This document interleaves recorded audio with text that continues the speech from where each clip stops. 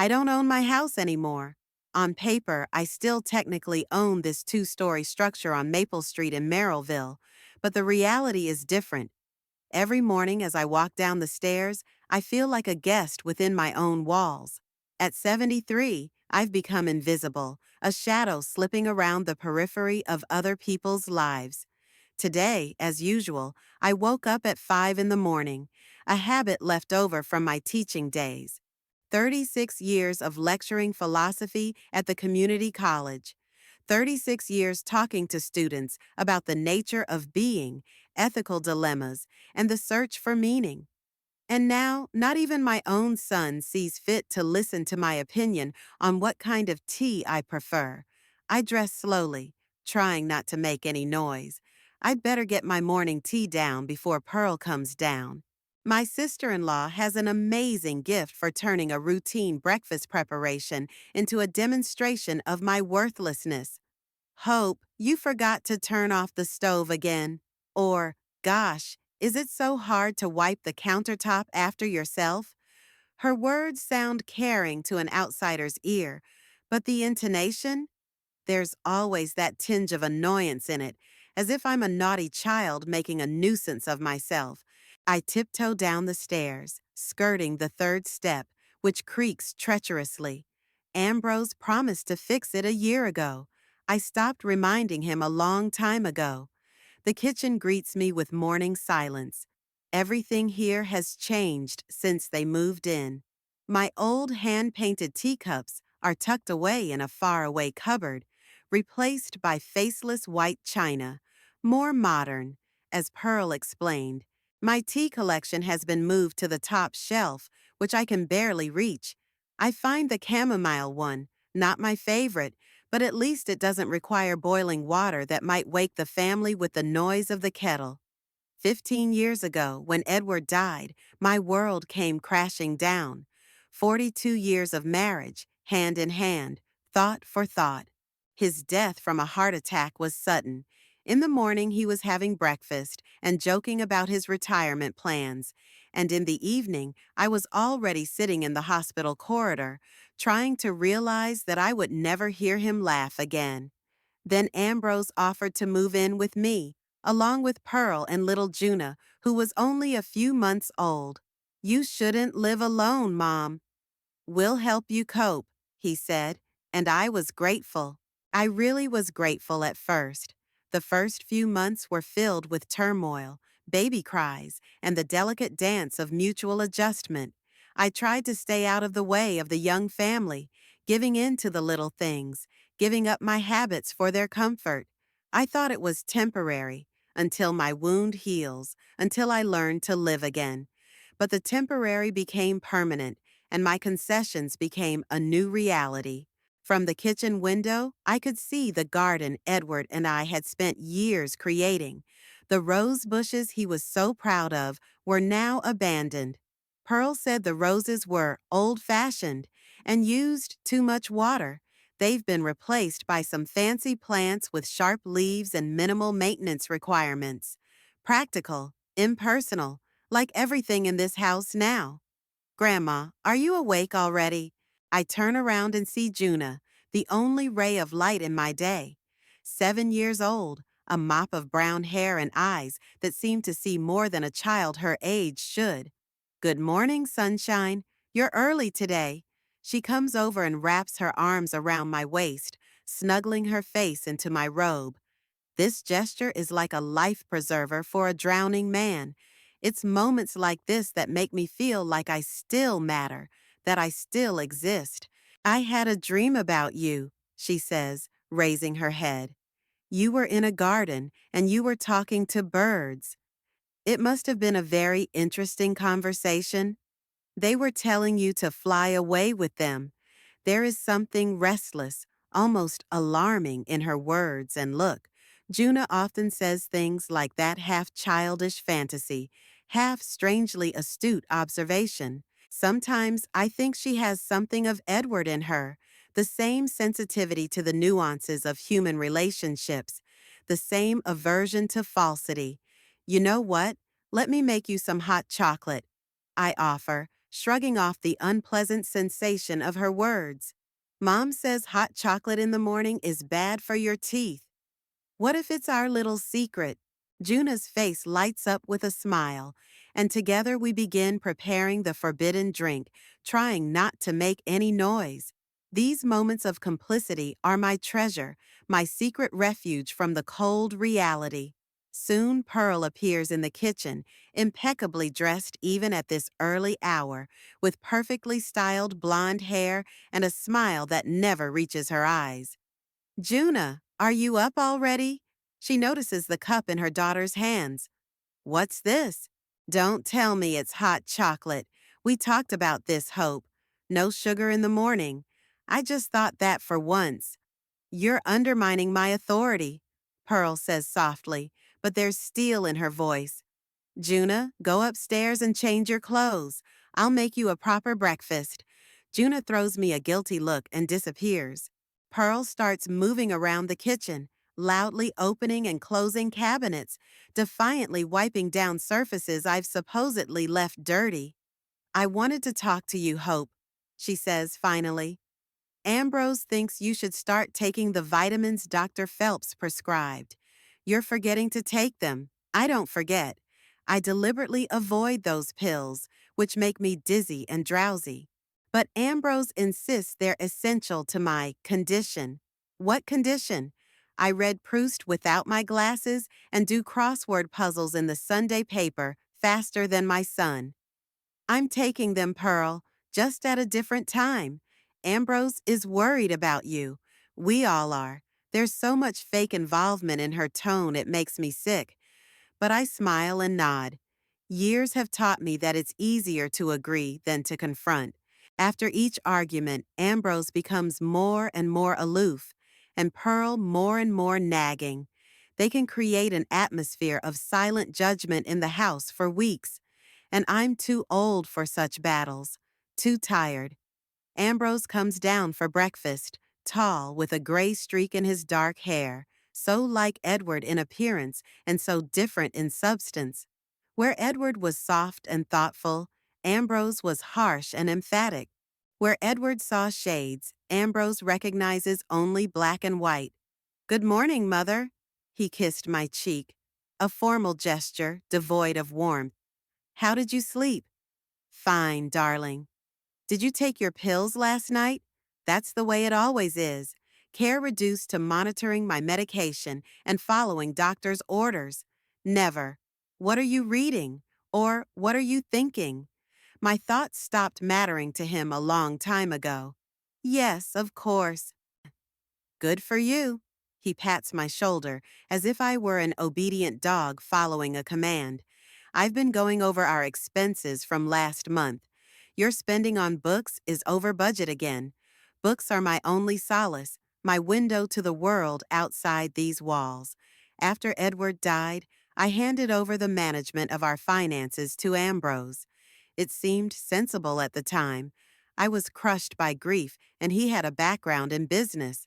Now I had to account for every purchase like a teenager begging for pocket money. It was only 2 books, Ambrose, which you could have borrowed from the library. Pearl intervened, arranging the plates. Why buy something you can get for free? I like to have my own copies, making notes, going back to favorite passages. At your age, you should learn to save money. Ambrose cuts in. Pension's a tight squeeze. My pension. My pension as a 36-year-old college professor, plus Edward's pension, which passed to me when he died. But I haven't seen that money in a long time. All the accounts are managed by Ambrose, who gives me allowances for small expenses. I'll be more frugal, I promise, swallowing the humiliation along with the oatmeal Pearl places in front of me. A flavorless mass with no salt or sugar. For my health. Junah comes down for breakfast already in her school uniform. She sits down next to me and squeezes my hand under the table, a small gesture of support she often makes when she senses my depression. Sometimes I think this little girl understands more about what's going on in our house than all the adults combined. After breakfast, Ambrose goes to work, He's a financial consultant for a company I can't remember the name of. Pearl takes Junah to school and then goes to her job at the design agency. I am alone in a house that was once filled with my books, my music, my memories. Now there are Pearl's glossy magazines, Ambrose's electronic gadgets, and the sterile atmosphere of a house that is no longer home. At hours like this, I sometimes allow myself to daydream. I imagine I'm getting on a bus and going somewhere far away, starting a new life, meeting new people who don't look at me as a burden. But then reality comes back. Where will I go? What am I going to live on? All my funds are controlled by Ambrose. All my friends have gradually disappeared from my life. First because of my grief and self-isolation, then because of Ambrose's subtle but insistent policy of cutting off unnecessary contacts. I go to my room, the only place in the house that still belongs to me. Even here, though, Pearl has managed to impose her own aesthetic, replacing my old curtains with more modern ones, removing most of the pictures from the walls. They collect dust, hope. I sit down in the chair by the window. It's the one Edward gave me for our 30th wedding anniversary, and it's the only piece of furniture I really fought for when Pearl wanted to throw it out. I grab a Virginia Woolf tome from the shelf. I open it to a laid-back page and sink into another world where my thoughts still matter, where I still exist fully. By 3 o'clock in the afternoon, I hear the front door slam. June has returned from school. Her quick steps up the stairs, and there she is, standing in the doorway of my room, carrying a backpack that seems too heavy for her skinny shoulders. "Grandma, look what I drew today." She holds out the drawing to me. Two figures holding hands against something that looks like a beach or maybe a field. "That's you and me," she explains. "We're traveling." "It's beautiful, darling. And where are we traveling to?" "Where there is no sadness," she answers with a seriousness that pierces my heart. "You often look sad, Grandma."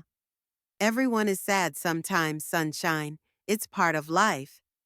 "But you get sad too often, especially when Daddy and Mommy talk to you." Her insight scares me. I don't want a child to carry the burden of my problems, my inability to resist the gradual erasure of my identity. "You know what? Let me tell you a story about when I was a teacher," I suggest, changing the subject, "about how one day a real fox wandered into my classroom."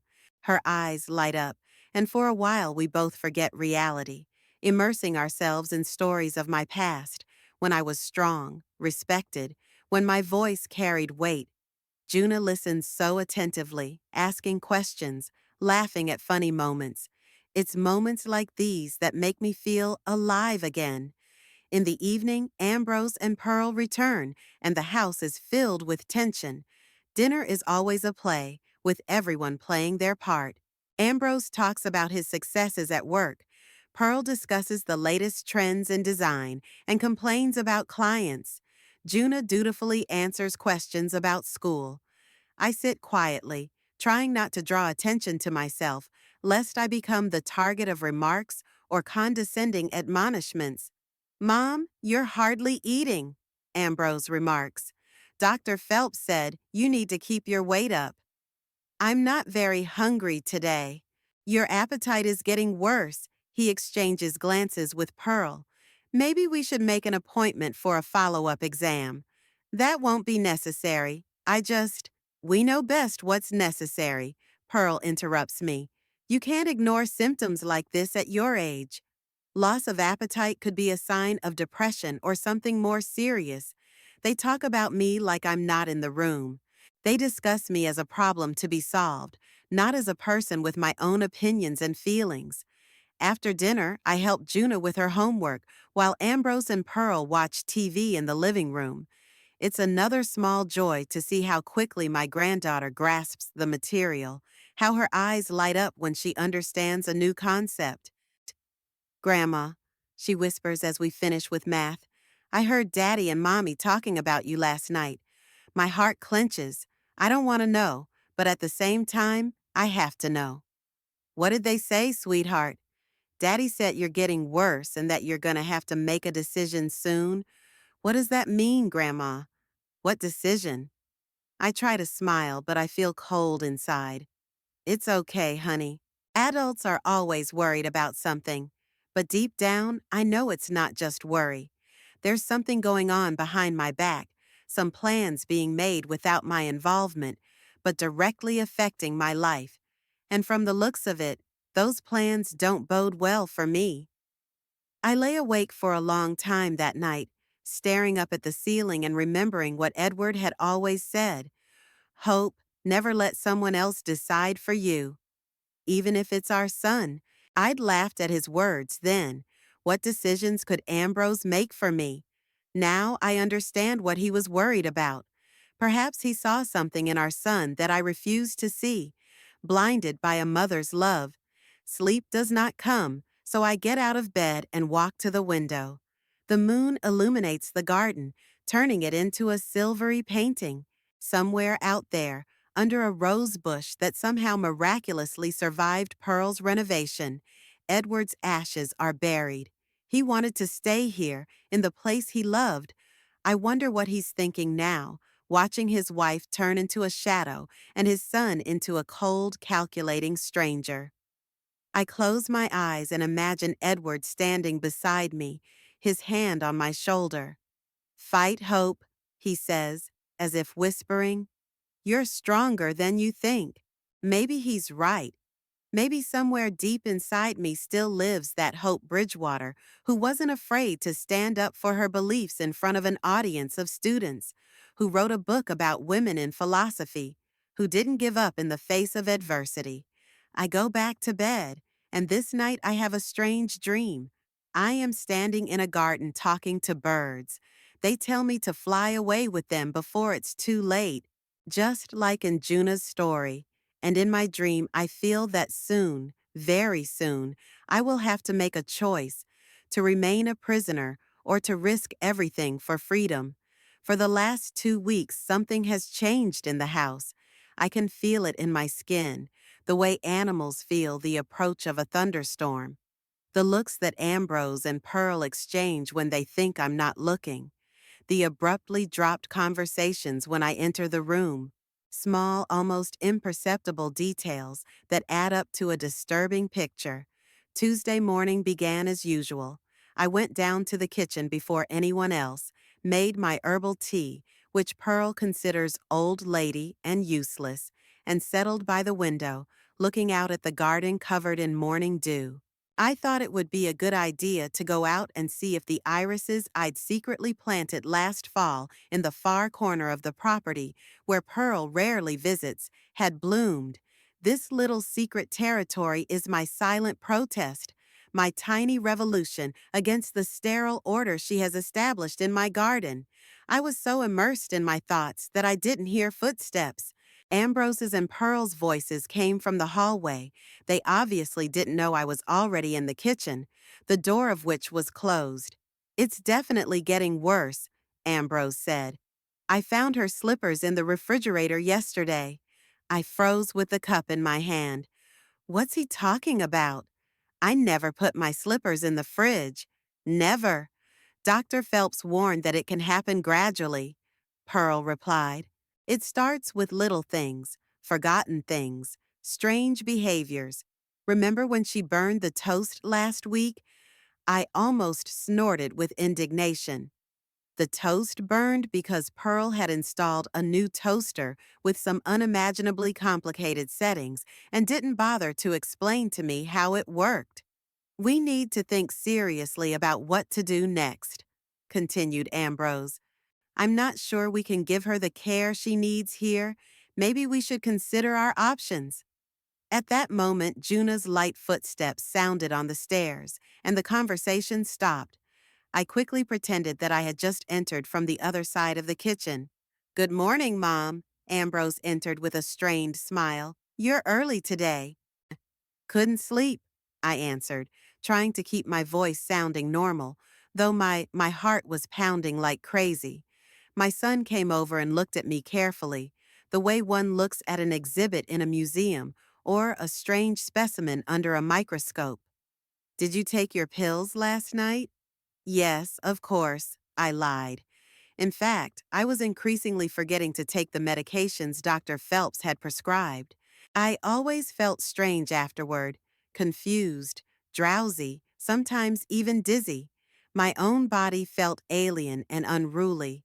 Ambrose kept looking at me with that strange, appraising expression, as if he were trying to find some sign of something that would confirm what he said about my deterioration. Do you remember that Dr. Phelps is coming in today? He asked. For your routine checkup. I didn't remember that, but I wasn't going to give him any reason to think there was something wrong with my memory. Of course, I nodded. 11, like always. 10, actually. Ambrose corrected me, with a triumph in his voice, as if he'd caught me at something serious. See, you forgot. I didn't forget, I just got confused, I replied, feeling the irritation rising in me. It's not the same thing, Ambrose. Of course, Mother. He patted my shoulder with that disgusting condescension. If you say so. Breakfast passed in tense silence. Junah cast worried glances at me, as if she sensed something was wrong. This girl had always been sensitive to the atmosphere in the house, to unspoken conflicts and undercurrents of emotion.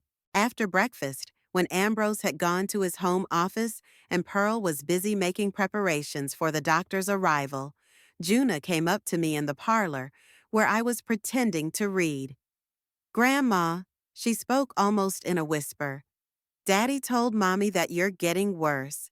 But that's not true, is it? You're the same as always. I put the book aside and took her little hands in mine. Of course it's not true, sweetie. Your daddy's just worried like all kids worry about their parents when they get older. But Junah didn't seem convinced. I heard them talking about some special place for you. What is that place for, Grandma? My heart skipped a beat. A special place? They were discussing a nursing home? Did it really go that far? It's just talk, honey. I tried to make my voice sound carefree. Nothing concrete. Dad said it's for your own good, Junah continued. But I don't want you to leave, Grandma. I hugged her, feeling a lump in my throat. This little girl was the only person in this house who truly wanted me there, who saw me not as a burden or a problem, but simply as a grandmother to love. I'm not going anywhere, I promise, I said, though an inner voice whispered that it might not be a promise I could keep. At 10 o'clock, Dr. Phelps arrived, a gaunt man with perpetually tired eyes and a mechanical smile. He was Ambrose's doctor, and I never understood why my son insisted I see him too, instead of Dr. Chen, who had been my general practitioner for over 20 years. The examination took place in my room, but Ambrose insisted on his presence, as if I were an incapacitated child. Dr. Phelps took my blood pressure, listened to my heart, asked the standard questions about my well-being, and then proceeded to what he called a cognitive evaluation. Give me today's date, Mrs. Bridgewater, he asked. April 27th, Tuesday, I answered, though I was always annoyed by these elementary questions. Okay, he made a note in his notebook. And the year? I barely kept from rolling my eyes. 2025. Excellent, he nodded, as if I'd solved a complex math problem. Now please name the 3 items I'm about to show you, and later I'll ask you to remember them. He took out a pen, a small pocket watch, and a coin from his pocket. I obediently named them, feeling my cheeks burning with humiliation.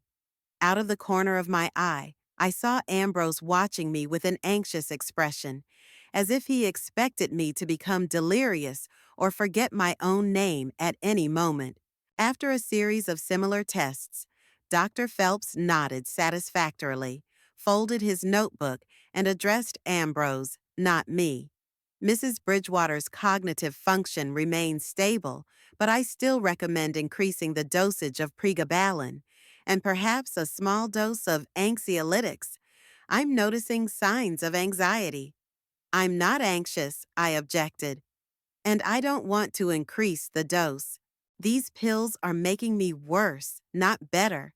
Dr. Phelps and Ambrose exchanged a look that said, "See? She doesn't realize her condition." "Mother, Dr. Phelps wants to help you," said Ambrose in that peculiarly patient tone he used when he thought I was being unreasonable. "You trust him, don't you?" Actually, I didn't. There was something about the man's eyes, some cold, calculating quality that made me feel not like a patient, but a problem to be solved.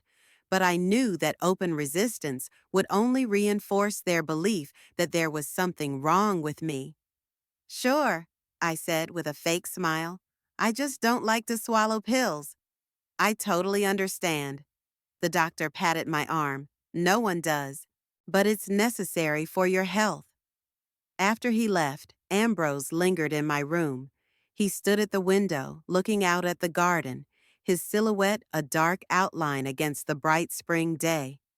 "Mother, there's something I'd like to discuss with you," he began without turning around. "Something important. I'm listening." I tried to keep my voice calm, though a sense of danger was growing inside me. "Dr. Phelps thinks we need to think about the future, about how to get you the best care possible if," he hesitated for words, "if your condition changes." "My condition is perfectly normal for a woman of my age," I argued. "I can take care of myself just fine. Right now, yes." He finally turned and looked at me. There was a strange mixture of worry and something else in his eyes that I couldn't quite pinpoint. "But no one knows what's going to happen tomorrow.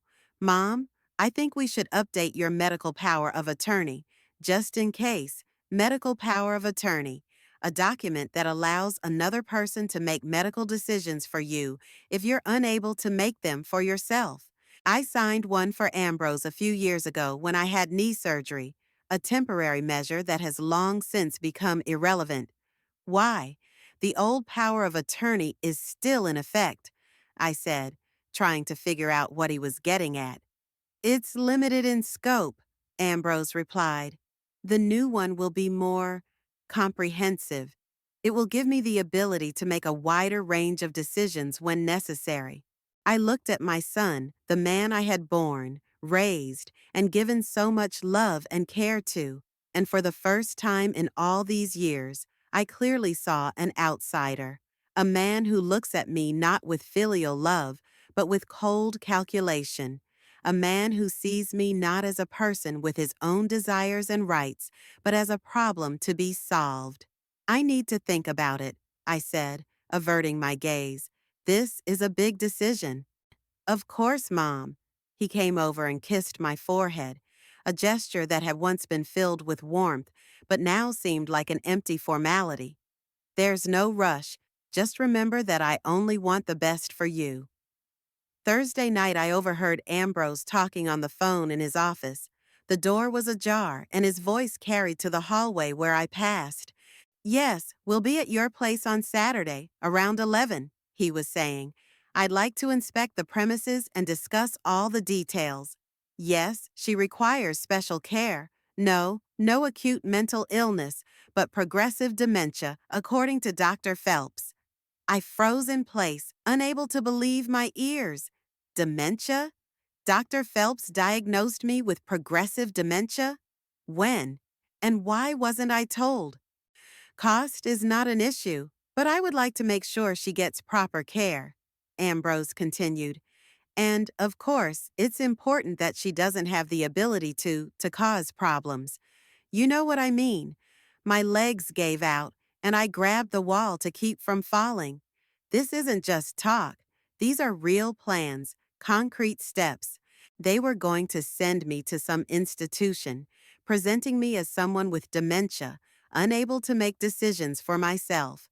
I quietly backed away and went back to my room. What was I going to do? Who would I turn to? Over the years in this house, I had allowed Ambrose to alienate me from all my friends and acquaintances. I had no one left to help me. I pulled an old notebook out of my desk drawer, the only one Pearl hadn't thrown away. Flipping through the yellowed pages, I searched for names of people I could turn to. My old coworkers, many had died or moved away. Book club friends, long lost. Sybil Whistlebrook, my best friend since college. We hadn't seen each other in over 5 years, ever since Ambrose convinced me that Sybil was a bad influence on me with her radical views. A knock on the door snapped me out of my gloomy thoughts. Junah slipped into the room, holding something behind her back. "Grandma, I made you a surprise." She pulled out a small paper bag from behind her back. "I picked them in the garden before Mom saw." Inside the bag were petals of irises, the same ones I had secretly planted last fall. "They bloomed, Grandma." Junah glowed with pride. "I knew you wanted to see them, but Mama won't let you go to the far corner of the garden. She says you might fall." I took the petals, feeling tears come to my eyes. This small act of kindness, this understanding of my wishes. There is more humanity in a 7-year-old girl than in her parents. "Thank you, sweetheart." I hugged her. "This is the best gift." Junah sat down next to me on the bed. "Grandma, Daddy, and Mommy are leaving this Saturday," she said quietly. "For 2 days. A business trip, they said. But I know they're going someplace they want to send you." I nodded. After overhearing Ambrose's conversation, I realized it myself. "Grandmother." Junah suddenly grabbed my hand, her small face serious and focused. "When they leave, we have to do something. We can't just wait." "What do you mean, sweetheart?" "I don't know," she shrugged. "But something. Maybe we should—" She hesitated, as if afraid to speak her mind. "What, Junah?" "Maybe we should leave." She finally blurted out. "Before they come back. Find someone to help you. You always said Mrs. Whistlebrook was your best friend. Maybe she could help." I looked at my granddaughter, amazed at the wisdom in her childish logic. Yes, maybe that's what we should do. Find Sybil, tell her what's going on. She was a lawyer before she retired. She knows about the rights of the elderly. She could tell me how to defend myself legally. "That's a brave thought, Junah," I said cautiously. "But aren't you scared? After all, it would mean disobeying Mom and Dad." She paused for a moment, obviously considering the question, and then looked at me with her clear eyes. "I am," she admitted. "But you know, Grandma, sometimes the right decision isn't the easiest decision. You taught me that yourself. At dinner, Ambrose made it official. Mother, Pearl and I are leaving tomorrow morning on a business trip. We'll be back Sunday night. Junah and Mrs. Parker will be staying with you." Mrs. Parker was a neighbor who sometimes looked after Junah, an older woman, kind but not overly attentive. Perfect for Junah and me. "Don't worry, dear," I smiled with ostentatious calm. "Junah and I are going to have a wonderful time together." Pearl gave me a suspicious look, but didn't say anything. She and Ambrose spent the rest of the evening packing for the trip, discussing the details of their itinerary without paying any attention to me. I sat in my chair, pretending to read, thinking that I might soon have to make the boldest decision of my life. Saturday morning was unusually sunny. The light coming through the curtains woke me up earlier than usual, and I lay there, watching the golden streaks slowly move across the wall of my room. A strange feeling filled me, a mixture of anxiety and determination, a premonition that today could change everything. From the window, I could see Ambrose loading the suitcases into the trunk of the car. Pearl was standing nearby, checking something on her phone, dressed in an elegant traveling suit. They looked animated, almost joyful, so different from their usual reserved demeanor. This trip had clearly meant a lot to them. I dressed quickly and went downstairs, determined to play the role of caring mother and mother-in-law, seeing the children off. The less suspicion they had of my intentions, the better. "Good morning." I entered the kitchen, where Junah was already eating breakfast under Mrs. Parker's supervision. I see you are ready to go. Ambrose looked up from his telephone. Yes, Mother. The plane leaves at 10:15. We have to leave in 20 minutes to check in. Can I offer you some coffee before we go?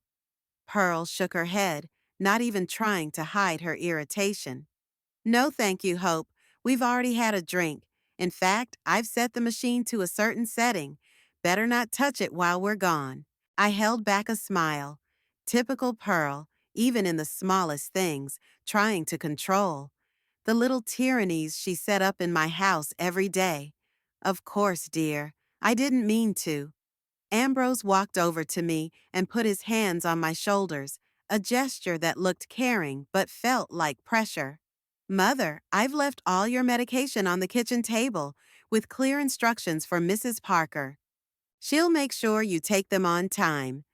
Mrs. Parker, an elderly woman with thin gray hair and a perpetually worried expression, nodded with a serious look.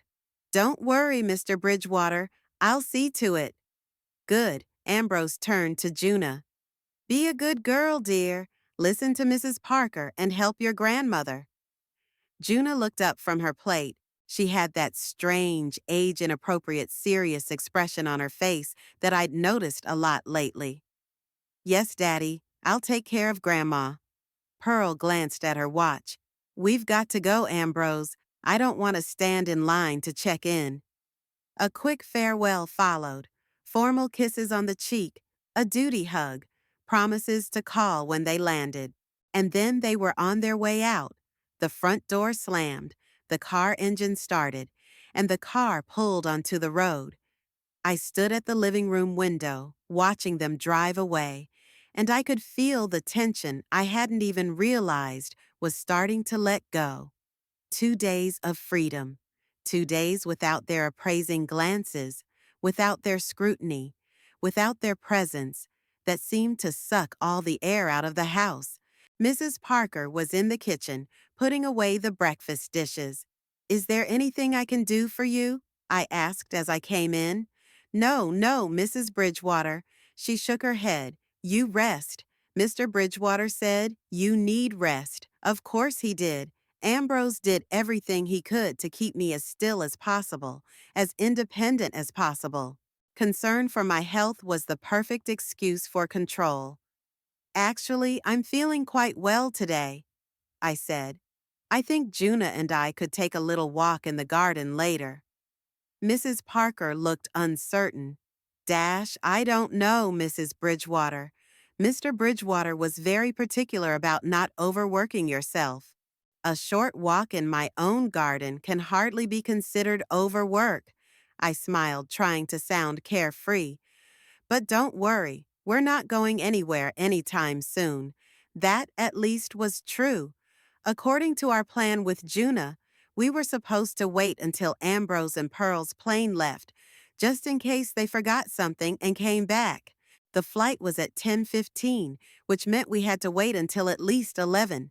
I spent the next few hours pretending to read in the living room while Mrs. Parker did her sewing and Junah pretended to play with her toys. But I noticed how my granddaughter kept glancing at the clock, how nervously she rubbed the hem of her dress, signs that only very attentive eyes could detect. Fortunately, Mrs. Parker was not particularly observant. At 11:15, Junah approached Mrs. Parker with an innocent look. Mrs. Parker, can I have a cookie? Of course, dear. The woman smiled. Come into the kitchen and I'll give you a couple. As soon as they disappeared behind the kitchen door, I quickly pulled out my cell phone and checked the status of Ambrose and Pearl's flight. Departed, the airport website said. They were already in the air, which meant they couldn't suddenly return. Junah returned to the living room a few minutes later, holding a cookie and a glass of milk. She sat down next to me and nodded discreetly, our secret sign that everything was going according to plan. Mrs. Parker, I turned to our babysitter. Perhaps you should go home and see if everything is okay. You said you were expecting a delivery today. Mrs. Parker lived 2 doors down from us, and I knew she was worried about a package of medicine for her husband that was supposed to be delivered today. Oh, you're right. She glanced at her watch. But Mr. Bridgewater told me not to leave you alone. We'll be perfectly fine, I assured her. I'm going to take a nap, and Junah wants to watch her cartoon. You'll be back in an hour, right? Even sooner, she promised, already packing her things. Are you sure you can handle it? Absolutely. I smiled the most convincing smile I could muster. Don't worry about us.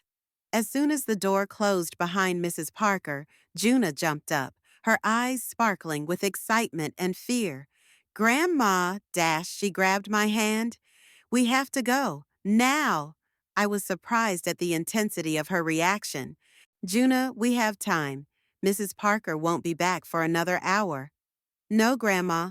She pulled on my arm with unexpected strength. You don't understand. There's something I have to show you, something I found on Daddy's computer.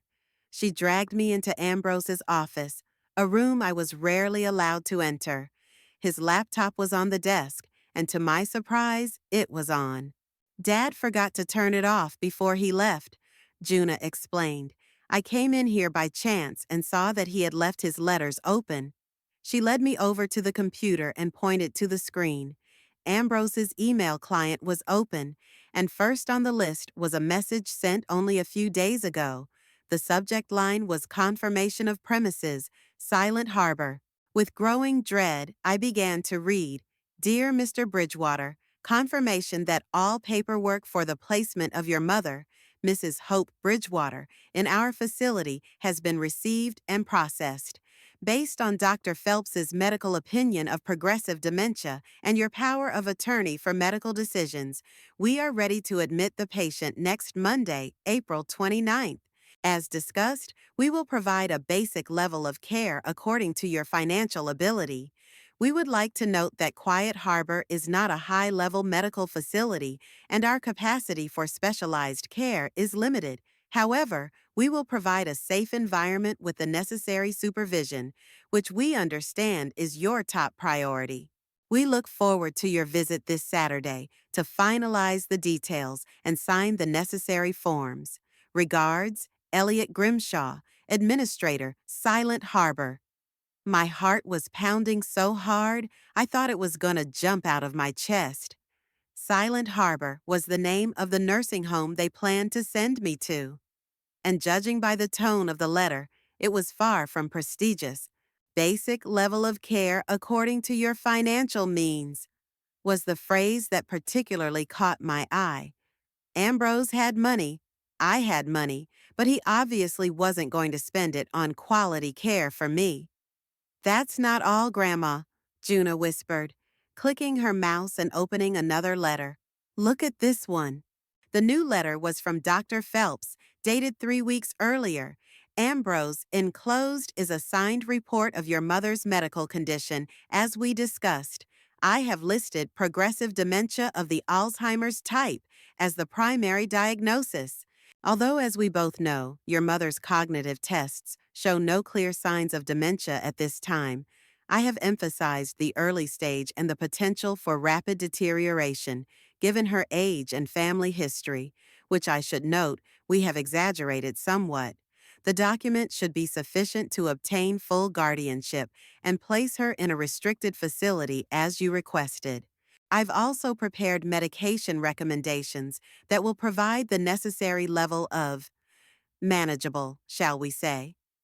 As to your question about possible legal ramifications, the risk is minimal, especially if your mother remains isolated from outside contacts that could initiate an independent evaluation. As we discussed, once institutionalized, her condition is likely to actually worsen due to the stress and change in environment, which will only confirm our diagnosis ex post facto. I have sent the bill for my services to your home address as you requested. Please ensure that payment is made in cash as agreed. Sincerely, Harold Phelps, M.D.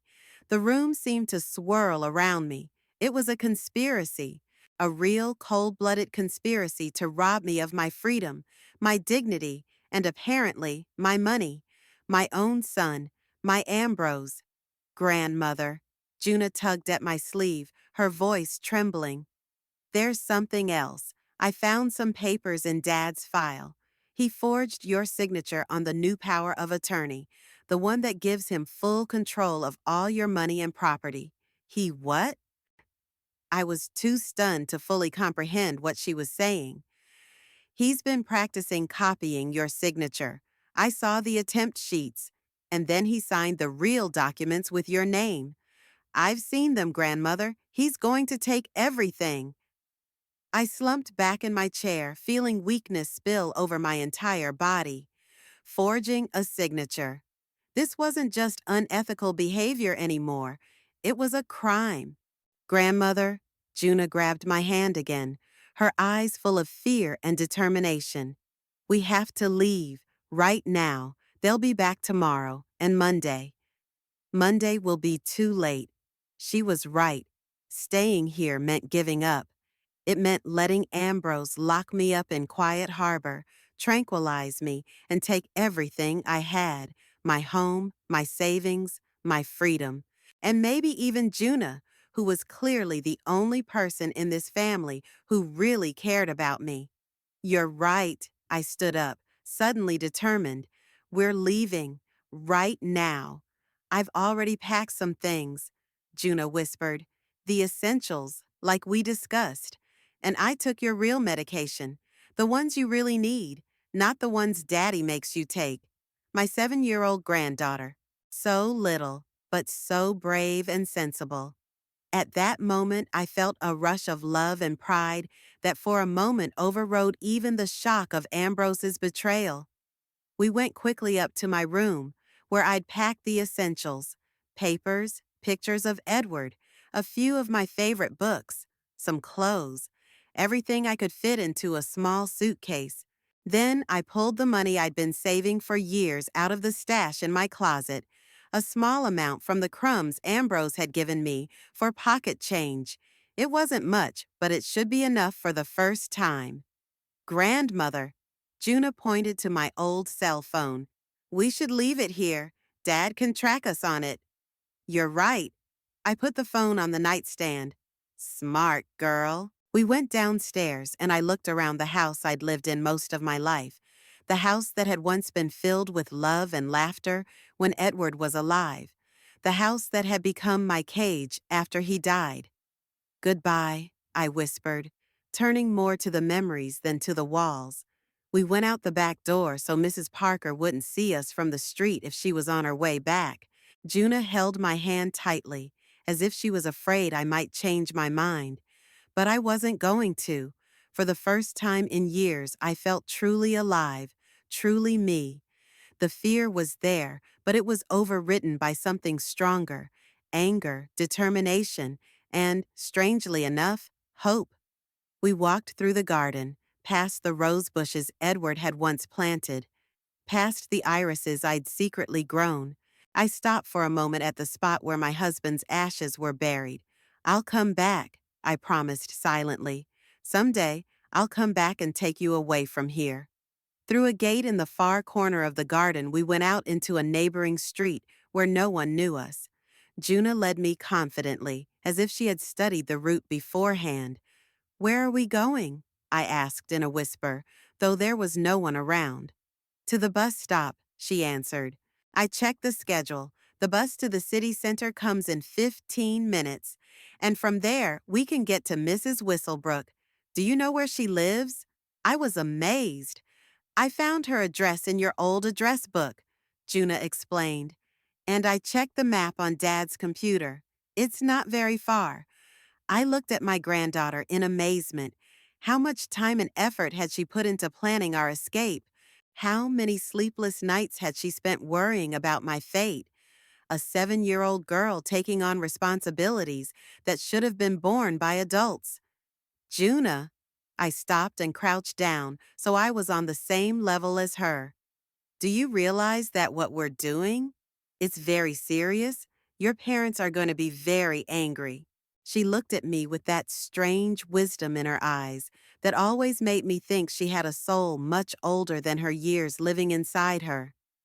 I know, Grandma, but they do bad things. Daddy lies and forges documents. Mommy knows about it and helps him. They want to send you to a terrible place and take your house and money. It's not right, and I can't just stand by and watch them do it to you."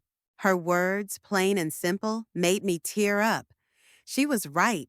What Ambrose and Pearl were doing was wrong, unethical, illegal, and we shouldn't have to put up with it just because they were family. "You're the bravest girl I know," I said, hugging her, "and the smartest. I just want you to be safe, Grandma," she whispered into my shoulder. "And I want to be with you." We continued on our way and soon reached the bus stop. As we waited for the bus, I pondered what had happened. How could my own son do this to me? I remembered Ambrose as a child, a smiling boy with dimples on his cheeks, bringing me flowers from the backyard and vowing to always protect me. What changed? When did he turn into this cold, calculating man, willing to send his own mother to a basic care facility just to gain control of her estate? The bus pulled up right on schedule.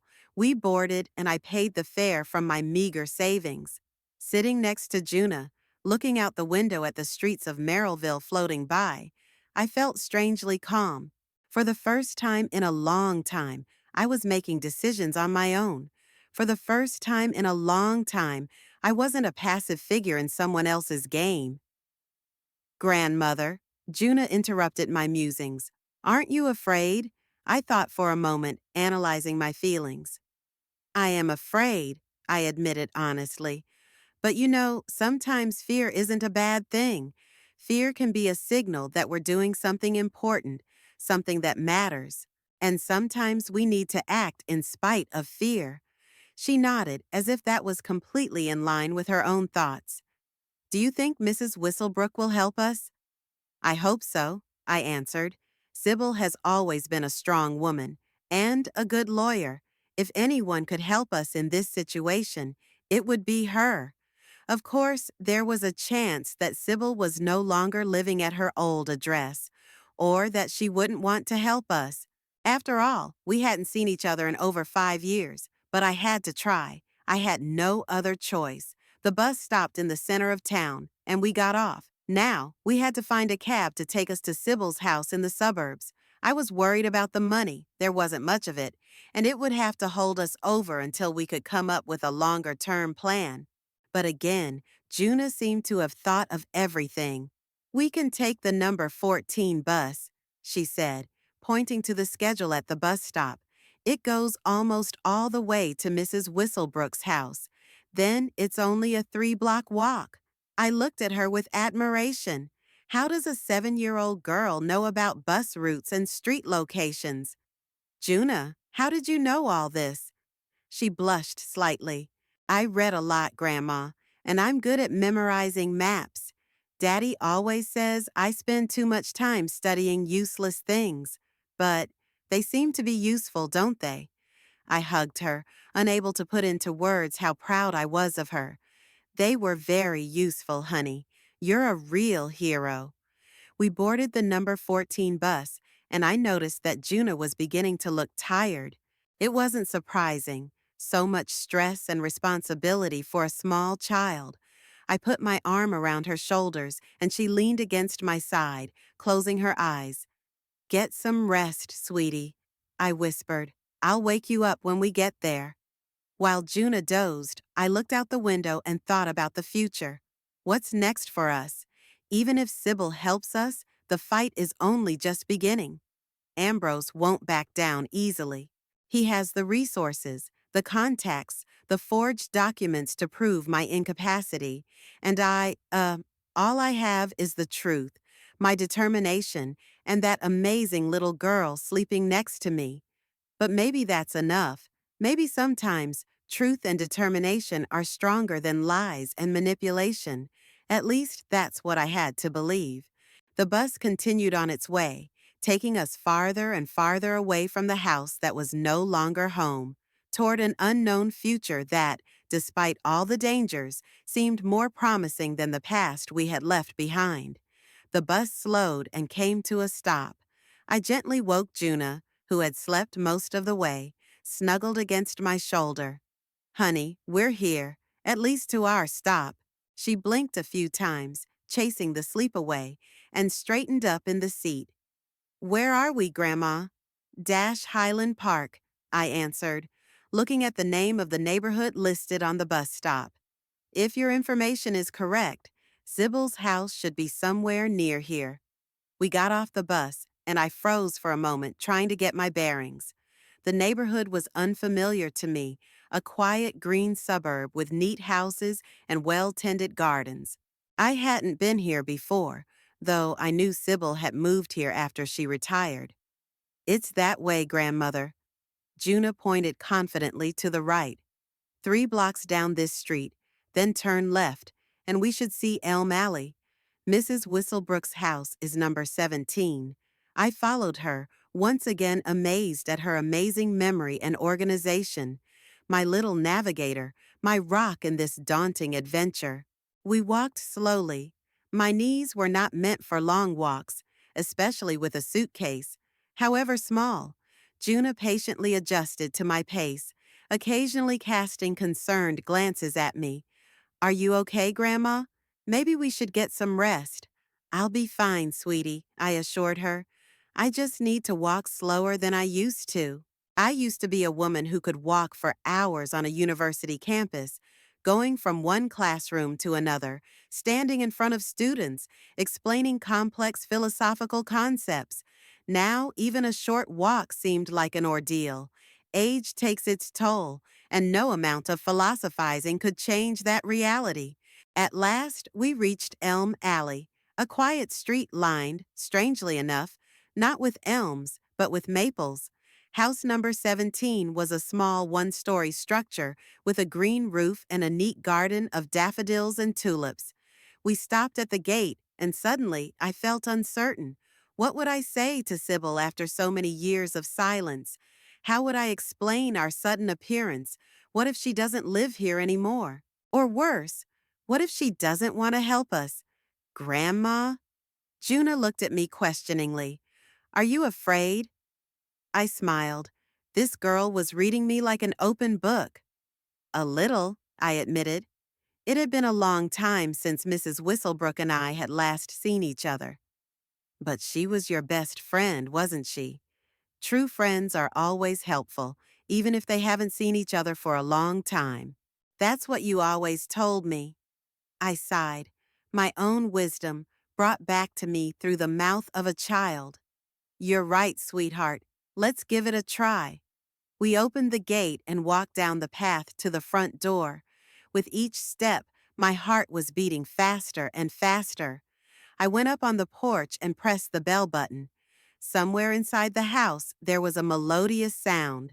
Time dragged on for an agonizingly long time. Finally, the door opened and a woman appeared on the doorstep. She had changed. Her hair was completely gray. Her wrinkles were more numerous. Her figure had lost its former slenderness. But the eyes, those clear, intelligent eyes, remained the same. Sybil Whistlebrook's eyes. She stared at me for a few seconds without saying a word, and I watched her face shift between surprise, disbelief, and finally recognition. Hope? Her voice shook. Hope Bridgewater? Is that you? Hello, Sybil. I tried to smile, but my lips trembled. I'm sorry for the unexpected visit. We're in trouble, and I have no one else to turn to. There was another moment of silence, and then Sybil stepped forward and hugged me, so tightly that it took my breath away. The smell of her perfume, familiar and almost forgotten, transported me back decades, back to the days when we were young and energetic, and sure we could change the world. Oh God, Hope, she whispered, pulling away and holding me by the shoulders. It's been so long. I thought I'd never see you again. You look. She stopped talking, apparently not wanting to state the obvious. I knew I looked awful, physically and emotionally drained, with droopy eyes and slumped shoulders, a shadow of the Hope she'd once known. I know, I said. The years have not been kind to me. Nonsense, she shook her head. You've always been beautiful. You still are. Her gaze shifted to Junah, who was standing next to me, holding my hand tightly. Who's that? Sybil asked with a warm smile. This is my granddaughter, Junah. I introduced her. Ambrose's daughter. Nice to meet you, Miss Junah. Sybil extended her hand, which Junah shook politely. What a pretty girl you are. And you seem very brave to be accompanying your grandmother on such a journey. Grandma needs help, Junah said simply. Daddy and Mommy are doing bad things. Sybil's smile froze, and she shifted her gaze from Junah to me. Hope, what's going on? I opened my mouth to answer, but suddenly my strength left me. The tension of the last few days, the fear, the shock of my son's betrayal, it all came over me at once. I swayed, and if it hadn't been for Sybil's quick reaction to support me, I might have fallen. Jesus, you can barely stand on your feet. She frowned worriedly. Dash, let's go inside. You'll tell me everything after you get some rest. She helped me into the house and sat me down in a comfortable chair in the living room. Sybil's house was just as I had imagined it would be, cozy, full of books, with bright pictures on the walls and photographs on the mantelpiece.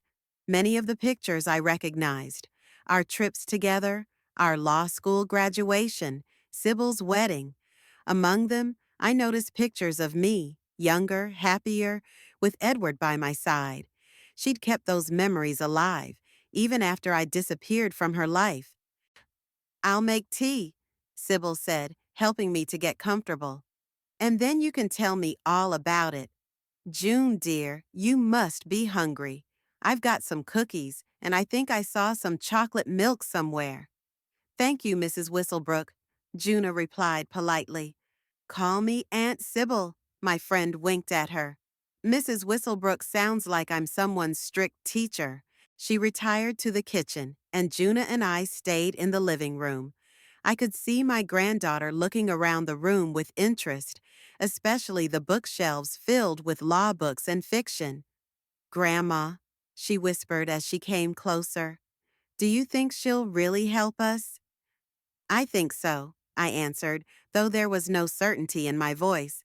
Sybil has always been a person of principle. And a good friend, even though Papa made you stop talking to her? I sighed. That part of the story was painful. Ambrose had never approved of my friendship with Sybil. He considered her influence destabilizing and too progressive. When Edward died and I was in a vulnerable state, Ambrose gradually convinced me that Sybil was trying to turn me against him. I realized now that it was manipulation, the first step toward my isolation from the outside world, toward establishing his complete control over my life. Sometimes people make mistakes, sunshine, I said quietly. I made a mistake when I let your father ruin my friendship with Sybil, and I really hope she can forgive me for that. Sybil returned with a tray containing cups of tea, a glass of chocolate milk for Junah, and a plate of cookies. Here, have some refreshments. She placed the tray on the coffee table, and then you can tell me what brought you to me. We drank tea in silence for a few minutes. It was strange and comforting at the same time, sitting like this, after so many years apart, as if time had turned back.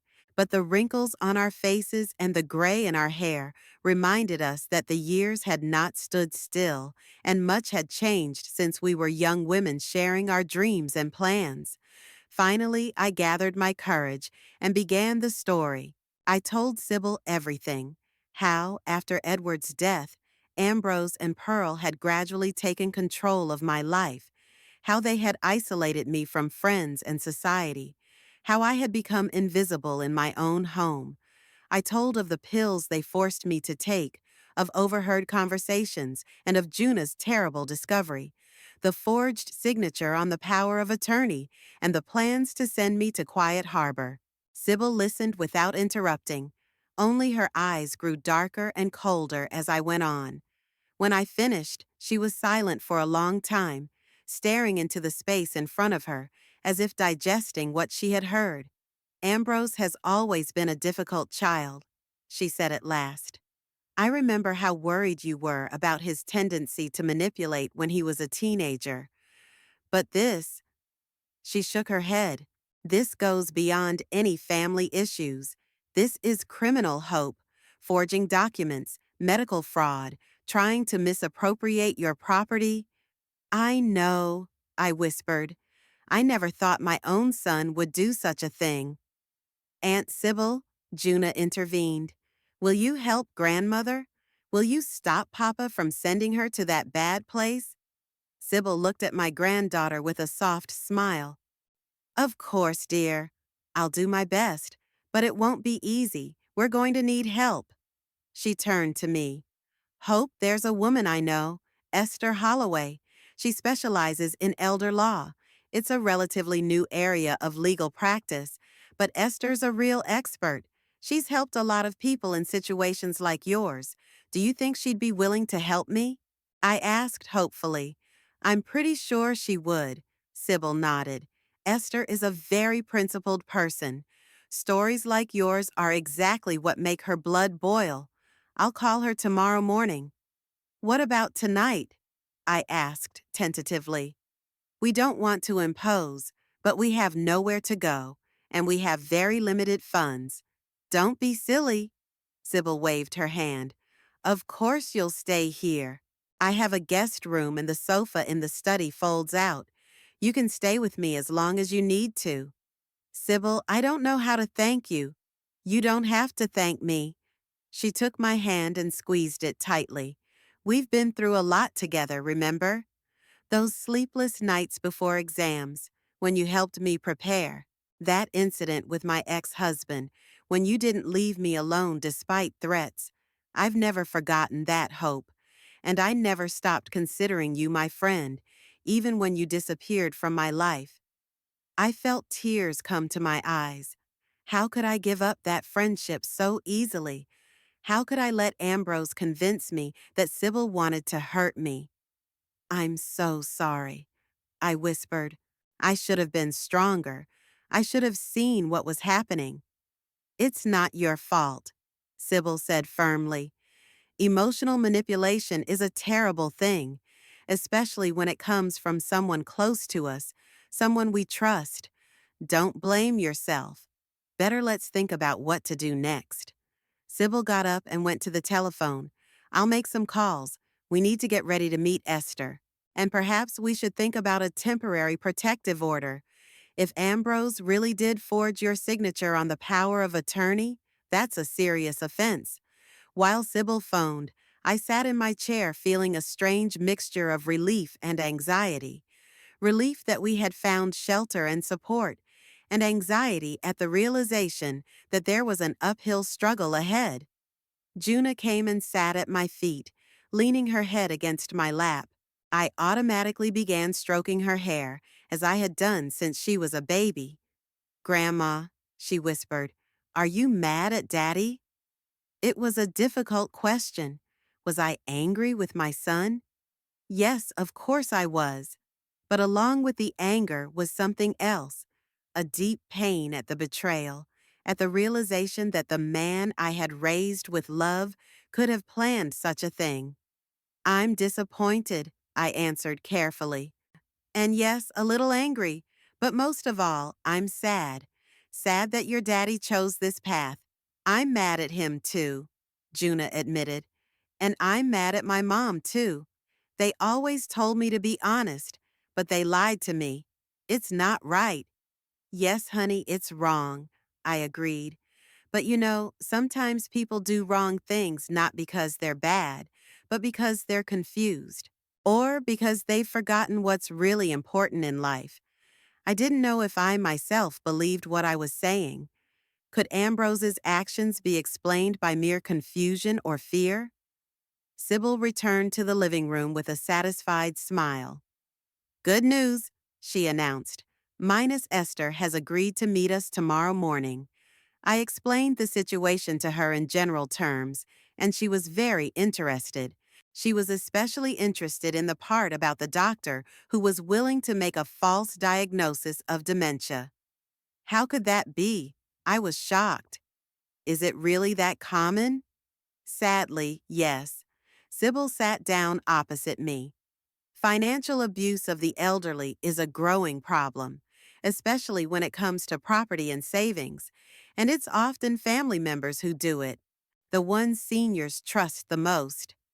She fell silent, clearly not wanting to say anything that might upset Junah, but my clever granddaughter understood anyway. Like Daddy, she said quietly. He wanted to take Grandma's house and her money. Yes, honey. Sybil stroked her head. Just like your daddy. But we won't let that happen. I promise. She turned to me. Hope, you need to rest. You've had a long day. I'll show you and Junah where you'll sleep, and then we'll have dinner. Tomorrow we have a big day ahead of us. That evening, as I put Junah to bed in the guest room, I couldn't help but think about how isolated from the world I had become over the years. How easily I had allowed Ambrose to cut me off from friends, from society, from everything that had once given my life meaning. My friendship with Sybil was just one of many losses. I had lost touch with colleagues, with former students, with members of the book club that had once been the center of my social life. Sitting on the edge of my bed and looking at my granddaughter falling asleep, I vowed to myself that if I could get out of this situation, I would never again let anyone isolate me from the world. Never again would I become a shadow in my own life. Sunday morning started early for me. Waking up in an unfamiliar bed, I was confused for a moment, not realizing where I was. Then the memories came back. Our escape, Sybil's house, Ambrose's betrayal. Junah was still asleep beside me, her breathing even and calm. Looking at her serene face, I wondered what responsibility she had taken on her fragile shoulders and how it might affect her future. I slipped carefully out of bed, careful not to wake my granddaughter, and went into the kitchen. Sybil was already there, making breakfast and humming something to herself, an old song we'd listened to together in college. It gave me a wave of nostalgia. Good morning, I said as I entered. Sybil turned around and smiled. Good morning, Hope. How did you sleep? Surprisingly well, considering the circumstances. I sat down at the kitchen table. Thank you for all of this, for taking us in, for not asking questions. What else are friends for? She put a cup of coffee in front of me. Esther will be here at 10. She's very interested in your case. She said she's been seeing more and more situations like this lately. It's frightening, I said, wrapping my hands around the cup as if seeking warmth and comfort. How easily an elderly person can be robbed of everything: money, home, freedom. That's why Esther's work is so important. Sybil nodded. She specializes in protecting the elderly from financial and emotional abuse, often by close relatives. I still can't believe that Ambrose. My voice shook. How could my own son plan such a thing? Sybil sat down across from me, her face serious.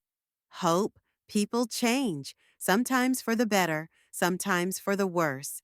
I remember you worrying about Ambrose's materialistic tendencies when he was a teenager. Remember how obsessed he was with becoming rich, how he despised the lifestyle of professors and teachers. I remembered. Ambrose always wanted more money, more status, more power. He was ashamed that his parents were only teachers, living on a modest salary. He dreamed of a luxurious life and was ready to go to it by any means necessary. But from the dream of wealth to the willingness to send his own mother to a cheap nursing home for an inheritance is a huge distance. How and when did he cross that line?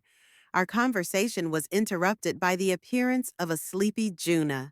She entered the kitchen, rubbing her eyes, her hair disheveled from sleep. Good morning, sunshine. I hugged her. How did you sleep? Good. She stretched. I dreamed of a garden, a big, big garden with swings and a fountain. That sounds wonderful. Sybil smiled, setting a plate of pancakes in front of her. Maybe it's a prediction. When all this is over, you and Grandma can have a new house with a big garden. Junah looked at me hopefully. Isn't that right, Grandma? We'll live together without Mom and Dad? That was a difficult question.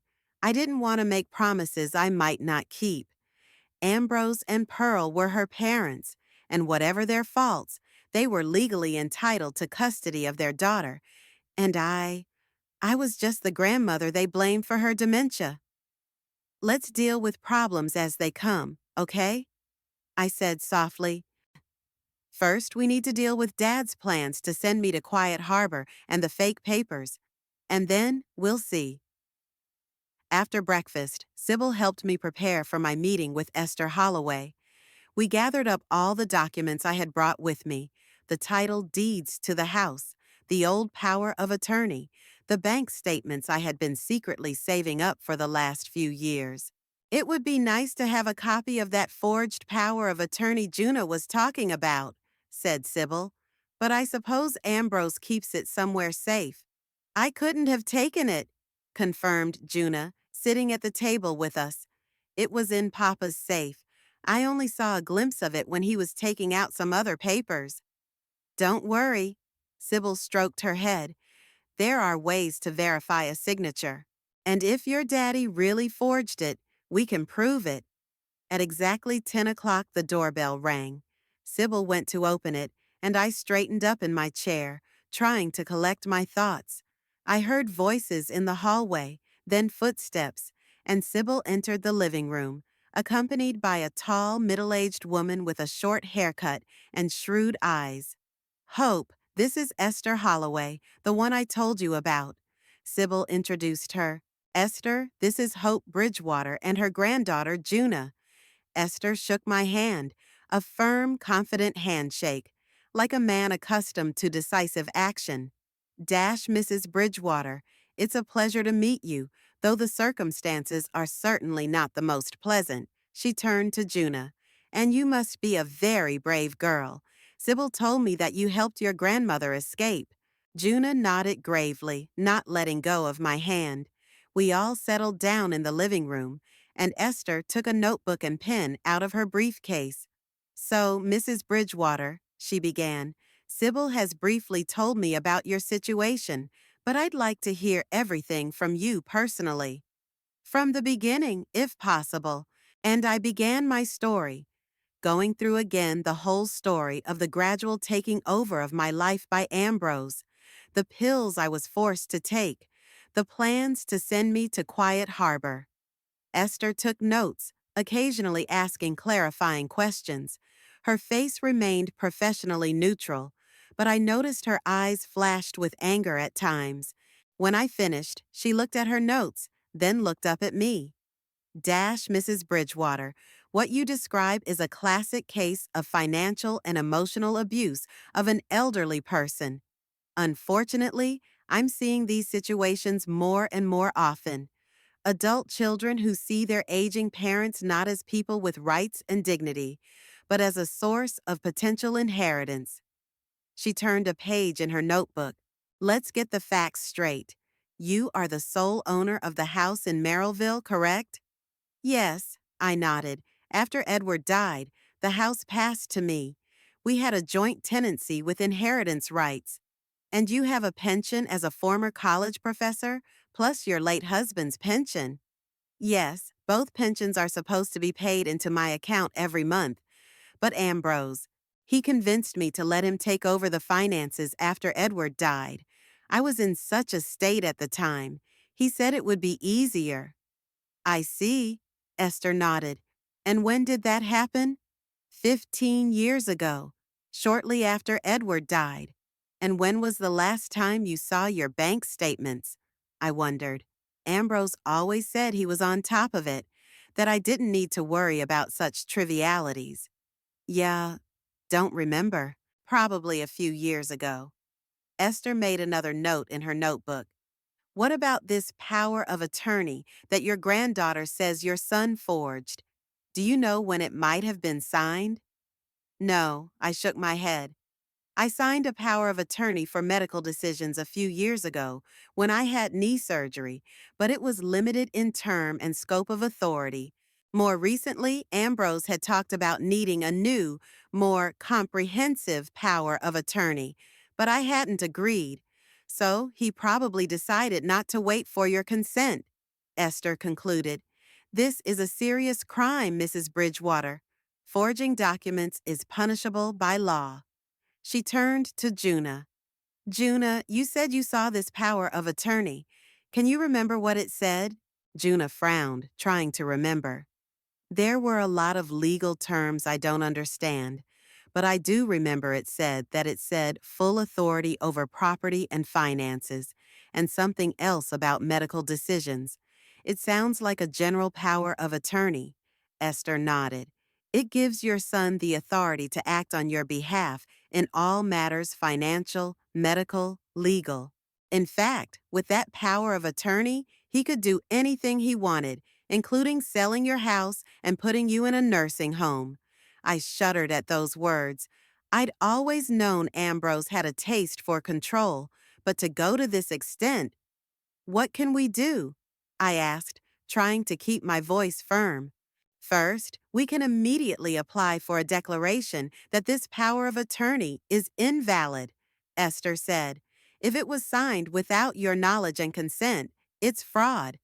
Second, we need to have your finances audited. I'm afraid your son may have already started diverting your money into his own accounts. How is that possible? I asked, feeling my anxiety rising. With a power of attorney, it's quite simple, Esther explained. He could open new accounts in your name, but with his control, he could change the beneficiary of your pension payments. He could even take out loans in your name. We need to find out exactly what he's been doing all these years. She wrote something down in her notebook. Mrs. Bridgewater, I'll take your case, but you must realize it won't be a quick or easy process. Your son will probably resist. He may even try to use your granddaughter against you. I instinctively hugged Junah, who clung to me. I won't let him hurt her, and we'll all work on it, Esther assured me. But you have to be prepared to fight. It can be emotionally difficult, especially since it's your son we're talking about. I understand, I nodded. But there's no choice. I can't let him send me to Quiet Harbor and take everything I have.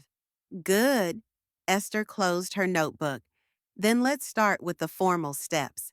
I'll prepare an application to invalidate the power of attorney and a request for a temporary restraining order that will prevent your son from using the power of attorney while the investigation is ongoing. The day passed in anxious anticipation. We tried to distract ourselves. Sybil showed Junah her book collection. I helped with the preparation of lunch. But my thoughts kept returning to what would happen when Ambrose discovered our disappearance. Knowing his temper, I knew he would not take it lightly. Toward evening, Sybil's phone rang. She looked at the screen and frowned. It's an unknown number, she said. It could be Ambrose, I finished for her. They could have come back by now and found us gone. What do we do? Junah asked, her voice shaking. I took a deep breath, gathering all my resolve. Answer me, Sybil. If it's him, tell him we're here, and I'll talk to him. Sybil looked at me with concern. Are you sure, Hope? Esther advised me to avoid contact. I know, but he'll know where we are anyway. And I'd rather talk to him now on my terms than when he rushes here in a fury. Sybil nodded and answered the phone. Dash. Hello? I couldn't hear what the person on the line was saying, but I could tell by the look on Sybil's face that it was really Ambrose. Yes, they're here, Sybil said after a pause. And they're safe, no matter what you think. Hope wants to talk to you. She held out the phone to me, whispering, Be careful. Don't say anything that could hurt our case. I picked up the phone, feeling my heart pounding. Hello, Ambrose. Mom? His voice was strained, with barely contained anger. What the hell is going on? We arrive home and find that you and Junah have disappeared. No note, no nothing. Mrs. Parker is hysterical. We were just about to call the police. I don't think that's a good idea, I said calmly. The police might ask questions you don't want to answer, like about your plans to send me to Quiet Harbor, or about the forged power of attorney. There was a long pause. When Ambrose spoke again, his voice was colder, more calculating. I don't know what you're talking about, Mother. Your condition has obviously worsened if you believe in such fantasies. Dr. Phelps warned about this. Paranoid thoughts, suspiciousness. It's all symptoms. Stop it, Ambrose. I felt anger rising in me. We both know there are no symptoms. Neither is my signature on that new power of attorney. Junah saw the documents in your computer, the letter from the administrator of Quiet Harbor, the correspondence with Dr. Phelps. Game over. You let a 7-year-old spy on me? Ambrose was outraged. And then kidnap her and run away from home? Do you realize that's a crime? Junah is my daughter, and you have no right to take her away. I didn't kidnap anyone, I replied firmly. Junah asked me to leave. She knew about your plans and wanted to protect me. And don't try to change the conversation, Ambrose. We're talking about your crimes: forgery, medical fraud, trying to misappropriate my property. That's ridiculous, he snorted. You don't have any proof, and who would believe an old woman with advanced dementia against a respected businessman? I have a lawyer, I said, specializing in cases like mine. And trust me, she'll find the evidence. Now, I want you to listen to me very carefully, Ambrose. I'm filing a petition to invalidate your forged power of attorney. I'm demanding a full audit of my finances for the last 15 years, and I'm getting a restraining order that will prevent you from coming near me or my house. You can't do that. His voice sounded almost panicked now. You don't know what you're doing, Mom. You need care. You need help. The only thing I need is for my own son to stop trying to take away everything I have. I interrupted him. And I'm not going to let you manipulate me or make me question my judgment anymore. It's called gaslighting, Ambrose, and it's a form of violence. Mom, look. He started, but I didn't let him finish. No, you listen. 15 years ago, I made the mistake of letting you take control of my life. I was vulnerable after my father died, and you took advantage of that. But I see things clearly now, and I won't let you control me anymore. I demand Junah back immediately. His voice became hard. Or I'll really go to the police. Do it, I replied calmly, and explain to them why your daughter is afraid to come home, why she decided to help her grandmother escape. Explain to them about Quiet Harbor, about Dr. Phelps, about the fake power of attorney. I heard Ambrose inhale sharply. You don't know what you're getting into, Mom. I could destroy you. I have connections, money, influence. I have the truth, I said. And it's more than you've ever had. 3 months, 92 days that changed my entire life. Sometimes when I wake up in my new apartment, with the sunlight streaming through the light-colored curtains, I'm lost for a moment. Where am I? What happened? And then the memories come flooding back and I smile. Today is a special day. It's exactly 3 months since we ran away with Junah, since I decided not to be a victim anymore, but to take my life into my own hands. And today is the day we await the court's final ruling on Junah's permanent custody. The temporary custody expires in a week, and even though Esther is confident of a positive outcome, I'm still nervous. The apartment fills with sounds. June is getting ready for school, humming something under her breath. She's changed so much in these months, blossomed like a flower that's finally been given enough sun and water. Her school counselor says she's making great strides in overcoming the effects of the emotional abuse she suffered at home. Emotional abuse. Those words still evoke painful feelings in me. How could I have overlooked what was happening to my granddaughter? How could I have turned a blind eye to what was happening in our family for so long? Grandma, we're running out of cereal. Junah peeks into the kitchen, holding an almost empty box. And milk, too. I'll put it on the list. I nod. We go to the store after school. Our new routine, our new life. Simple, but filled with meaning and, most importantly, freedom. The road to that freedom has been long and arduous. The court battle with Ambrose was exactly as hard as Esther had warned. My son used every resource available to him to discredit me, hiring expensive lawyers, bringing in witnesses who spoke of my strange behavior, trying to convince the court that I was really suffering from dementia. But he had one serious miscalculation. He underestimated Esther Holloway and her experience in such cases. She methodically exposed every lie, every manipulation. An independent medical examination confirmed that I am of sound mind. Bank investigations revealed systematic transfers of money from my accounts to Ambrose's personal accounts, sums that had grown to considerable proportions over 15 years. The biggest blow to Ambrose was that Dr. Phelps, fearing criminal prosecution, agreed to cooperate with the investigation. He admitted that he had never diagnosed me with dementia and that the report had been forged at Ambrose's insistence. This admission, along with the discovery of the forged power of attorney, effectively ended the case in my favor. The court revoked the power of attorney, ordered Ambrose to return all misappropriated funds, and ruled that I had every right to manage my own property and finances.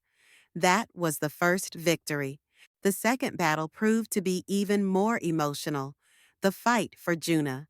When social services began to investigate, based on Junah's statements and my observations, they found evidence of systematic emotional abuse, constant criticism, inflated expectations, ignoring the child's feelings, using Junah as a tool to control me.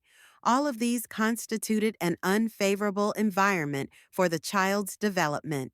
Pearl vehemently denied the allegations, but Junah's psychological evaluation and her own accounts of life at home convinced the judge to grant me temporary custody while the investigation and evaluation of Ambrose and Pearl's parenting skills continued. That decision gave me time to act. I sold the house in Merrillville, a place that had once been filled with love and happiness with Edward, but had become a cage for me in recent years. It wasn't an easy decision after all. My husband's ashes remained buried there, but I organized a reburial in a small town cemetery not far from our new home. Now I can visit him whenever I want, without the bitter memories of betrayal. With the money from the sale of the house and my recovered savings, I bought a bright one-bedroom apartment in a quiet neighborhood, not far from Junah's excellent school and 2 blocks from Sybil's house. I started a new life in which everything belongs to me: my space, my time, my decisions. Grandma, are you leading your class today? Junah asks, coming out of her room with her backpack. Yes, sunshine, from 2 to 4, as usual. You remember you're going to Aunt Sybil's after school, don't you? Of course, she smiles. She promised to teach me how to play chess. My new life is not limited to taking care of Junah. At Sybil's suggestion, I've started running a small philosophy class at the local public library. Philosophy in Everyday Life is the name of my program for retired people who want not just to pass the time, but to keep thinking, learning, growing. Starting with just 3 participants, I now have a regular group of 15 and a waiting list for new participants. This return to teaching, albeit in an informal setting, has been incredibly healing for me.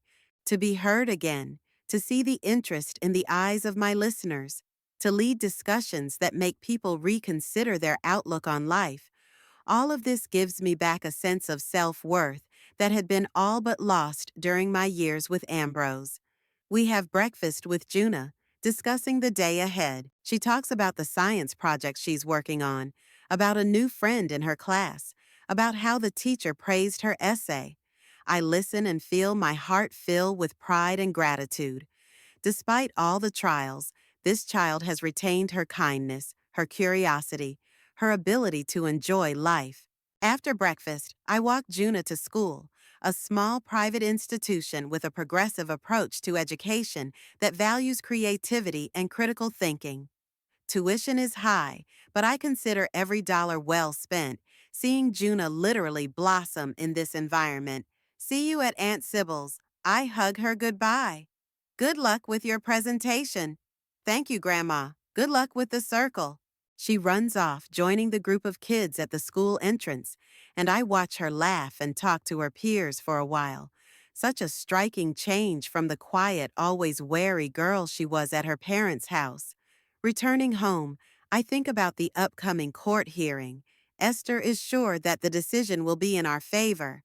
The reports of the social workers, the psychologist's reports, the testimony of Junah's teachers all indicate that the child is thriving under my care. Ambrose and Pearl, despite court-recommended parenting classes, have shown no significant change in their attitudes toward their daughter. Still, I'm worried. What if the judge decides to give them another chance? What if some legal nuance changes the course of the case? What if my phone rings, interrupting my anxious thoughts? Ambrose's number. He's called me several times over the past few months, trying to cajole, intimidate, or appease me. After the legal victory and the return of my money, his tactics have changed to attempts at reconciliation, clearly insincere and motivated solely by financial interest. I hesitate but respond nonetheless. It's better to know what he's up to, especially on the eve of an important court decision. Good morning, Ambrose. Hello, Mother. His voice sounds unusually soft. How are you today? I'm fine, thank you, I replied neutrally. To what do I owe the call? I just wanted to see how you and Junah were doing, he says with feigned concern. It's a big day tomorrow, and I thought, yes, it is, I confirm. The decision about permanent custody. That's what I wanted to talk to you about, Mom. I think we should try to resolve this family style, without the courts and lawyers. I'm holding back a bitter laugh. Family way? How exactly, Ambrose? Like when you planned to send me to Quiet Harbor and take my house? Or like when you spent years embezzling my savings? Mom, I made mistakes. I admit it. His voice becomes pleading. But I've changed. Pearl and I took those parenting classes. We learned a lot. And after all, Junah is our daughter. Don't you want her back in our family? Your family? Now I'm not hiding my bitterness. The same one where she was constantly criticized, where she was given impossible tasks, where her feelings were ignored, where her mother called her not smart enough, and her father not ambitious enough. That's an exaggeration, Ambrose defends himself. We just wanted her to reach her potential. And we learned from our mistakes in 3 months? I shake my head, even though he can't see it. I'm sorry, Ambrose, but I don't believe in such rapid and profound changes, especially since at every meeting with the social workers, you and Pearl kept excusing your behavior and blaming everyone around you. Mom, you can't keep Junah away from us forever, he said, a note of menace in his voice. We're her parents. We have rights. Parents have rights as well as responsibilities, I answer firmly. And one of them is to provide a safe, supportive environment for the child to grow up in. You and Pearl didn't do that, and the court can see that. So you refuse to even discuss the possibility of reconciliation? He sounds disappointed, but I can hear the sadness behind it. Not real sadness, but calculation. After everything that's happened between us, I'm still your son. Yes, you are, I agree. And I will always love you somewhere deep inside. But love doesn't mean trust, Ambrose. You have broken it by your actions. And right now, my main concern is for Junah's welfare. What about my welfare? He suddenly explodes. You disinherited me, you took my daughter, you made me look like a fraud in front of the whole town. Do you realize how that has affected my reputation? My business? That's his true colors, always about himself, his interests, his gain. I didn't take anything from you, Ambrose, I say calmly. I only gave back what was mine. And I didn't make you look like a fraud. You did it yourself by your own actions. You'll regret it, Mother, he hissed. I swear you will. Goodbye, Ambrose. I end the call, feeling my hands shaking. Despite everything that's happened, despite all the evidence of his betrayal, it still hurts me to hear such hatred in my own son's voice. How did we get to this point? Where did I go wrong in his upbringing? Or was it inevitable? This lust for material things, this willingness to go head over heels to achieve his goals. I sip a cup of tea, trying to calm down and gather my thoughts before my study circle. Today we are discussing Sartre's concept of freedom, a topic that now resonates with me more than ever. Man is condemned to be free, Sartre wrote. And that is indeed true. Freedom can be a heavy burden, requiring constant choice, constant responsibility. But I prefer that burden to the false comfort of dependence and control that Ambrose offered me. By 2 o'clock, I am in the library, where my students, people my age and older, with lively, curious minds and a desire to keep learning and growing, are waiting for me. We are immersed in a discussion about freedom, responsibility, authenticity. Time flies by, and when the session ends, I feel a surge of energy and inspiration. After class, I go to Sybil's to pick up Junah. Over the months, my old friend has become an important part of our new life, a reliable support, a counselor, and most importantly, for Junah, an additional source of unconditional love and support. How was the class? Sybil asks me as she greets me at the door. It was fine, I said, smiling. The discussion was particularly lively today. Mrs. Clark literally recited Being and Nothingness by heart. It's amazing what talents people have when given the opportunity. Sybil nods. Junah is in the garden, testing her experiment with the plants. I'll make tea and you can join her. I go out into the garden and see Junah leaning over small pots of seedlings. She is writing something down in a notebook, completely absorbed in the process. How is the experiment going, scientist? I ask, coming closer. Junah raises her head and her face lights up with a smile. Grandma, can you imagine? The plants I read to are growing faster than the ones I didn't read to. My hypothesis is confirmed. That's amazing. I take a seat next to her. So, plants really do respond to human voice and attention. Just like humans, Junah nods seriously. We grow better when we're spoken to and cared for. I hug her, amazed at the wisdom of this child. Yes, that's right. We all need care, attention, unconditional love to grow and thrive. This is what Junah was deprived of with her parents, and what I strive to provide for her now. After tea at Sybil's, Junah and I head back home. On the way, we stop at the store for groceries, discussing the menu for dinner and the upcoming weekend. It's an ordinary, routine conversation, but for me, it's full of joy. It's our lives, our choices, our small decisions that we make together freely. In the evening, when Junah is already asleep, I sit in the living room with a book, but my thoughts return to tomorrow. I remember Ambrose's threats, his anger, his inability to admit his guilt without excuses, and yet, despite the anxiety, I feel a strange calm. Whatever the court decides tomorrow, Junah and I can handle it. If, hopefully, Ambrose and Pearl get custody back, I will fight, legally, openly, honestly. I will no longer let fear run my life.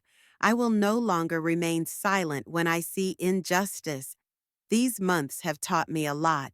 They have shown me that it is never too late to start over, that strength and courage can come at the most unexpected moment, that a true family is not defined by blood ties, but by love and mutual respect. The morning greets us with bright sunshine, a good sign, I think. Junah is unusually quiet at breakfast. She too realizes the importance of today. Are you worried? I ask her. A little, she admits. What if the judge decides I should go back to mom and dad? Then we'll follow the law, I answer honestly. But we'll keep fighting, and no matter what happens, remember that I will always be there for you, always love you and protect you as much as I can. She nods, and in her eyes I see trust, the most precious gift a child can give to an adult. Esther meets us at the courthouse, as collected, confident as ever, with perfectly prepared papers. She smiles encouragingly at Junah. Ready, brave girl? Junah nods gravely. I'll just tell the truth as you taught me. That's right, Esther agrees. Just the truth in your own words. We enter the courtroom, where Ambrose and Pearl and their lawyer are already present. Ambrose gives me an icy stare, and Pearl defiantly turns away. Junah tenses beside me, and I squeeze her hand reassuringly. The session begins. Judge Ramirez, a middle-aged woman with a discerning eye, is studying the latest reports from the social workers and psychologists. Before I announce my decision, she says, I'd like to ask Junah Bridgewater a few questions. Junah, can you come closer? Junah steps forward bravely, her small figure looking so vulnerable in front of the massive judge's table. Junah, the judge addresses her gently, you have been living with your grandmother for the past 3 months. How do you feel in her house? Good, Junah replies. I feel safe and important. Grandma listens to me when I speak. She doesn't yell if I make a mistake. She helps me learn, but she doesn't force me to be the best at everything. She says it's important to try and be good, not to be perfect. How did you feel at home with your mom and dad? The judge continues. Junah casts a glance at her parents, and I see her hesitate for a moment. I was always afraid of doing something wrong. She finally says quietly, Dad always said I had to be the best, or I wouldn't get anywhere in life. Mom would get angry if I didn't get the highest grades, or if my room wasn't perfectly cleaned. They often said I disappointed them. Thank you, Junah. The judge nods. You're a very brave girl. What follows are the speeches of the lawyers, the testimonies of the psychologists. Time drags slowly, but finally the judge is ready to announce her decision. Having considered all the evidence presented, the reports of the social services, the psychologist's reports, and after listening to Junah herself, I have come to the conclusion that it is in the child's best interest to remain in the care of her grandmother, Hope Bridgewater, she says firmly. The court grants permanent custody to Mrs. Bridgewater, with the parents' right to regular supervised visits, which will increase as positive changes in their parenting are demonstrated. I feel something inside me let go, the tension I've been carrying around all these months. Junah throws herself into my arms, and I hold her tightly against me, unable to hide her tears of relief. Ambrose looks stunned. Pearl weeps quietly. I feel sorry for them. On their level, they probably do love their daughter. They just don't know how to show that love in a healthy way. Perhaps in time, with therapy, they can change, and then maybe we can find a path to some kind of reconciliation. But right now, Junah's safety and well-being is the most important thing. After the trial, Junah, Esther, Sybil, and I go to a small cafe to celebrate the victory. Junah orders a huge milkshake and a chocolate cake, a little joy she fully deserves. Here's to new beginnings. Sybil raises her cup of coffee. To freedom, Esther adds. To family, I say, looking at Junah with love.